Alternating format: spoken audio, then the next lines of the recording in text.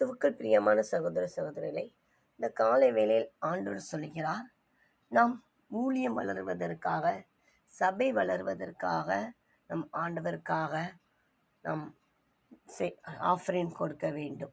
ஆம், ஆலயத்தில் ஆகாரம் உண்டாக்கும்படி தசமபாகங்கள் எல்லாம் பண்டகசாலையிலே கொண்டு வாருங்கள்.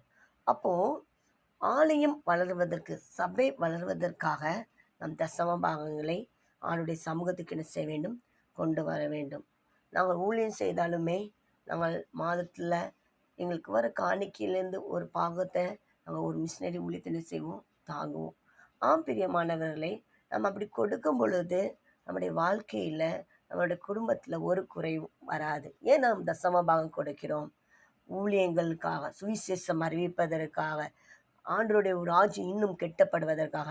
ஆகவே நீங்களும் அதை செய்யும்போது ஆண்டவர் உங்களை ஆசீர்வதிப்பார்.